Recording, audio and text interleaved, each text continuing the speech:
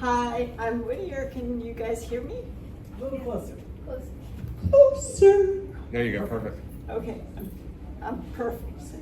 Okay, so those who know me know that I'm a writer and a storyteller.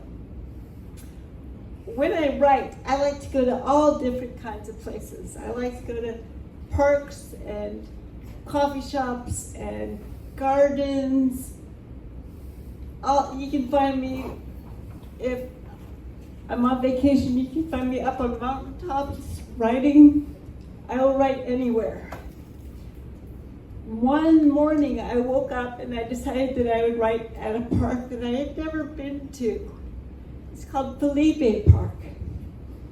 And I heard that they had trails that were so cool that you could walk, and I used my wheelchair so I could wheel wherever I wanted. My wheelchair has a motor on it. So I got all ready that day, and I had my backpack with my laptop and all the books that inspire me to read, and my telephone, and everything was in my backpack. I found the perfect place to park at Felipe Park. I saw the trail that I wanted to go down to. It was right along the water. Perfect. I had the woods on one side and the bay on the other. There was a seawall about 6 inches tall that would keep me safe. So I went down there with my motor and my wheelchair, and my backpack was on the back of my wheelchair, and I was happy. Oh my God, I could see Tampa, I could watch the birds fly and eat their lunch. I was in heaven. I went over a little route, and I counterbalanced my wheelchair, and I felt safe. I'd done this a lot. And I noticed as I was going with my wheelchair and motor, I noticed that the trail started to get a little bit narrow. So I thought to myself, that doesn't sound safe, doesn't look safe for me. And it was already narrow enough that I couldn't turn around. So I had to back up. So there I was looking behind me and backing up. And as I was backing up, I could hear my wheel scraping along that 6-inch wall. So I maneuvered it about 2 inches, and I got away from the wall, and I kept going. But again, I hit that root. Only this time I hit it 2 inches above where I hit it before, and I was distracted because I was looking backwards. All of a sudden, I felt my wheelchair tip the wrong way, the bay way. And my hand went down to catch the wall. I was still in the wheelchair. My motor weighed about 40 pounds. My wheelchair weighed about 40 pounds. And there was no way that I could stop the momentum. So I did my first cartwheel over the wall. And I fell 4 feet in the air and 3 feet in the water. I sat there in my wheelchair. I was safe. The water came to about my chest. I figured in my head that the water was about 3 feet, so I could stand up. I looked, there was the bay. I looked, there was the wall. It was very high.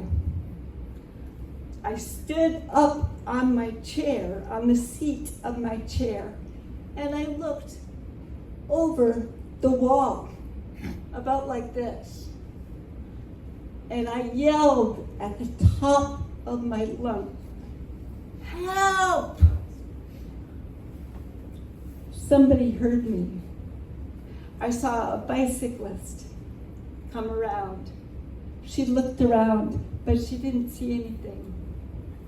I needed to yell louder, "Help!" She turned around again, and she saw me waving, and then I noticed another woman walking down the same path that I was on, and she started running, and I told the two women that I was okay. I was just glad that they saw me. When they got to me, we had to figure out what to do. I had to tell them that there was a wheelchair under the water with a motor right next to it. So I dove in the water and I unhooked the motor. And this motor weighs 40 pounds dry. I took the motor and I pulled it over my head and I gave it to the women, and they took it. I went back down under the water and I put on the brakes of my wheelchair so that I could hold the wheels. I took both wheels and I again put it over my head, and those two women got it. But how could they get me? I was still 7 feet down. I know I'm little, but I'm not that little. So one of the women walked down the path a little bit and said that there were rocks that I could climb up to and that maybe I could climb up onto the path from there. And that's what I did. Except one woman, while helping me, had lost her glasses. Oh, no. So I went back down under and I looked for her glasses. And both of the women were like, "Get out of that water." I was like, "But the glasses." So I walked to the rock. One of the women warned me that it would be very slippery. And I'm glad she did, because it was very, very slippery. I hung on to the wall. I climbed the rocks, still with my cerebral palsy and my 2 brand new hips. There was no way that I was even going to lift myself up 3 feet. I told them that. The 2 women just grabbed my arms, grabbed my armpits, and they took me like a little fish and laid me right down in the sand. You know, I have never been so happy to have my face full of sand. I laid there for about a minute, and the women sat down. We were not in a hurry. Finally, I sat on my knees and my ankles, and I looked at them both, and they said, "Are you okay?" And I said, "I am extremely embarrassed."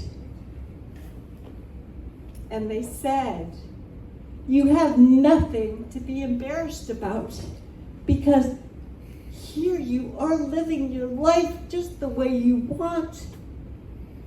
Things happen. It's okay." And we laughed together. And I said to them right before we left, I said, "Now we have a story to share."